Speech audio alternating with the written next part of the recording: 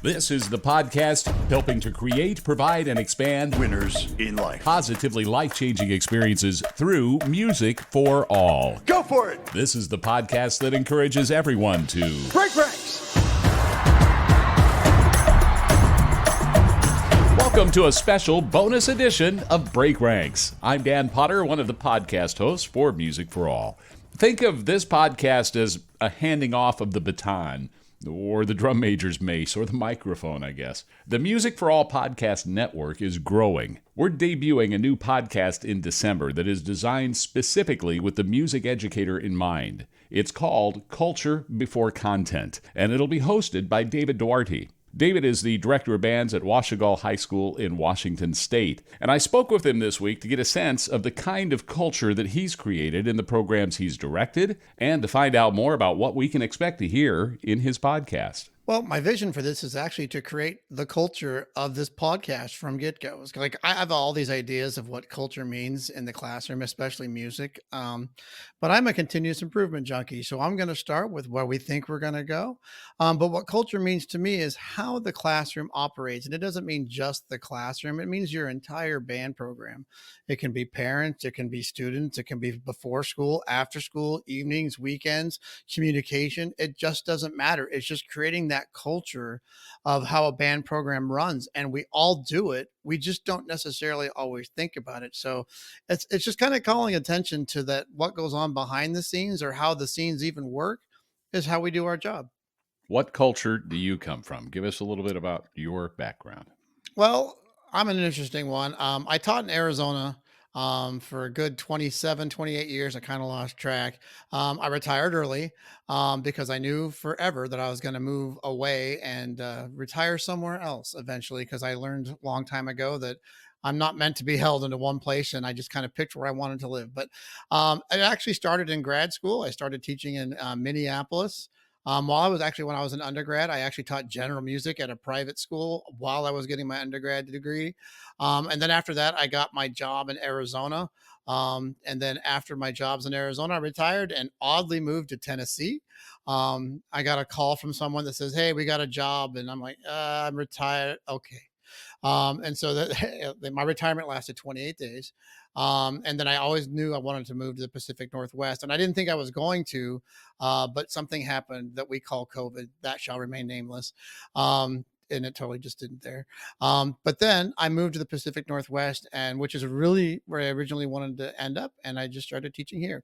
But just before that, I wasn't always a teacher. After my band was successful in Arizona, my district office came at me, and next thing I know, I was the new fine arts coordinator for a large school district. I actually said no the first time, and then I thought about it, and then it became about speaking about culture. It became about the culture of my band program, and trying to make that a district-wide thing. And so that's and ended up doing that. I had a 3-year stint that I believed that turned into 11 years. And then the retirement happened. So anyway, just got a very, I taught general music, I taught choir, taught band, taught orchestra, oddly, taught guitar online, but never live. But I pretty much taught it all. Yeah, what's your primary instrument?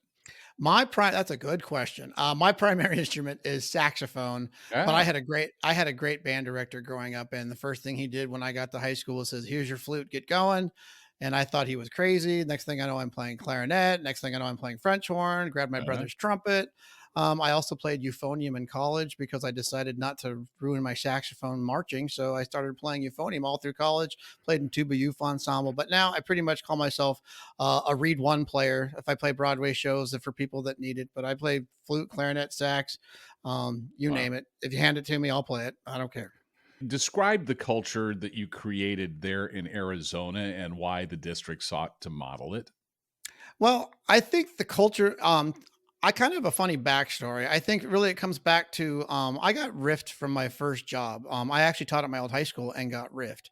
So then I ended up teaching at another job, and where I started with a whopping 12 kids in the band program. Mhm. And the funny part is, I will never forget this. 6 of them were percussionists.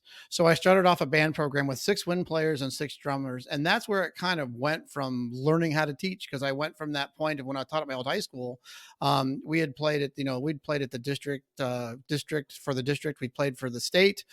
We played at if you remember the old IAJE conferences, the band had played there. And so I came from a band program that was, firing on all cylinders to go to a band program that was barely still alive. So after that, what happened is like I kind of got recruited to teach at another high school.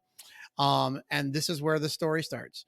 That high school that I went to was probably one of the biggest failures personally for me in my life because I took over a band program that was already super successful, came in with the mindset of, making it even better. And what happened was the culture of that program did not need music. They needed something else completely different. And it Hmm. ended up taking over a band program where here I am thinking I'm going to go teach and be this amazing, have this amazing band program that's played all over the country. And really, at what first started off as fun and exciting turned into be I was in over my head.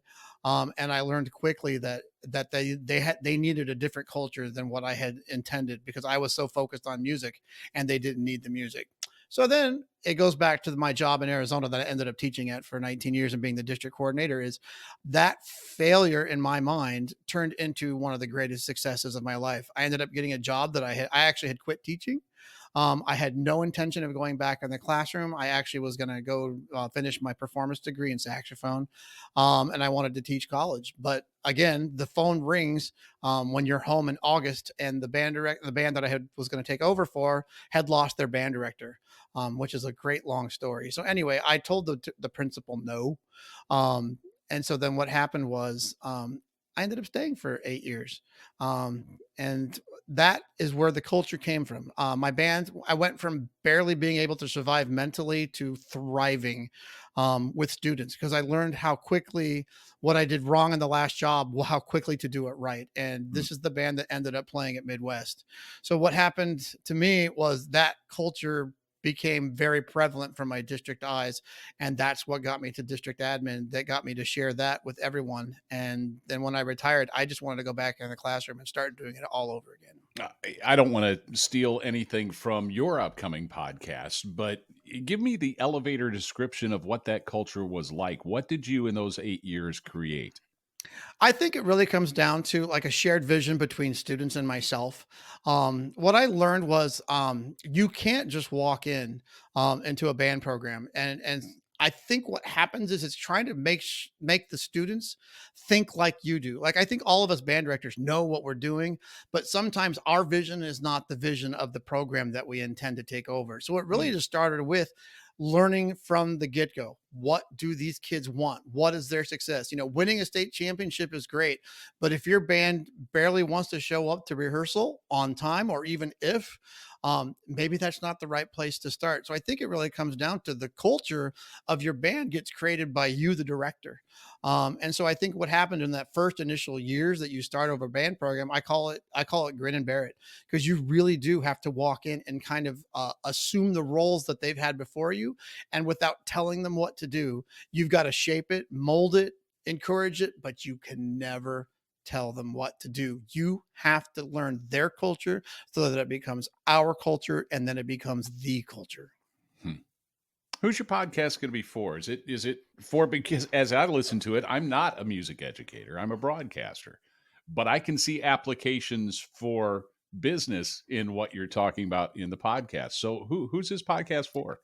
Well, mainly, music for all. It is mainly going to be for the band director from beginning band to high school, even through college. I've taught in all realms, and I think what I have to offer is a little bit of the view and the perception from beginning to end. However, it could be for band parents, it could be for students. And funny thing, you say business mindset. So funny story. In college, I was a marketing and finance major for 3.5 years and found out the last semester of college that maybe I should be a music teacher. So I think a lot of that business background that you talk about comes back from my marketing degree and all that, how to sell the product. Because really, in the end, what are we doing as teachers? We're selling a product. Sometimes the people want the product, sometimes they don't. It just depends on what you're teaching. It depends on the day. So I say the audience is really for everyone, kind of targeted at band directors, but it could be for anyone depending on the topic and maybe something to share as we go along. Who are you going to have on as guests? Well, I got, Music for All is super amazing network. So, I've started meeting some people that they've recommended. You start by just a little introduction back and forth, texting. I also want to bring in some leaders from the industry. And I also want to bring in some band directors who might not always get the credit for how hard of work they do, or even just realize, I teach at a very small school now, and the culture of that small school is completely different than the large school that I grew up on and taught. And it's really neat because I want to bring a lot of people in. I really want to bring in the major players, and I also want to bring some of the voices that need to be heard that may otherwise not have an audience to be heard. Who do you think has a good culture? If you look around the country right now, maybe a name we'd recognize, maybe a name we don't. Well, the first program that pops in my head, and this is a shout out to where I'm from, is Mountain Ridge High School in Glendale. If you ever want to see a program that has done it right since time immemorial, and then you need to look back at who has taught there, because those are the people that shaped me. They talk about, I said, I'm talking about this on my podcast, but the realization when I realized after 15 years in, it doesn't matter how many superior ratings you have, the day you realize that you haven't really been teaching. Mountain Ridge brought it to me. It's the people, and it's just that program. And still to this date, that program and the teacher that's there, just amazing. And it's something to be looked at. How much does consistency have to do with culture and having Everything. Yeah. You have to and again, that's why it's culture. It's, I mean, think about your own home life. Your home life has a culture, your work life has a culture. And sometimes I always use my TV references, but there's worlds that collide, and sometimes home culture doesn't meet work culture because we're a different persona, we're a different person in those jobs. So I think culture to me is how it is. And so what you're constantly trying to do, and so as I said, as I'm a continuous improvement person, is that you're constantly trying to make it better and better and better. And I said, I said, when you take over a program, I hate to admit this, but this is like my fourth or fifth complete takeover from, taking over a program for more than a couple of years. But this is there, it's following a pattern. And the thing for me is I have experience at the pattern. So I know where my band is, I know where my band isn't, but I also can tell you where it's going to be. And I just wait. And I just wait. And Got a broken band program? Call David Duarte. Yeah. Bands or us. Let me know. How can I help? Well, okay. So how many times have you retired now? And do you think you ever really will? Oh my gosh, I'll never retire. It doesn't work. And anybody Yeah. who knows me knows that it's impossible. I retired, with the thing of going, hey, I'm going to build up a second retirement somewhere else. And that's just, I want to go to where I want to live. And like I said, I planned this out when I was 25 years old. So I'm kind of living my dream. And then my plan is to retire. What do I want to do in retirement? More music, more helping out. I want to go back and share, do things for free. I want to do it because that's what my soul needs to do. And it's never going to stop, ever. My thanks to David Duarte for giving us a sneak peek of what we can expect from Culture Before Content, the newest Music for All podcast debuting in December. Look for it where you get your podcasts. Until next time, I'm Dan Potter. Go for it. Break ranks.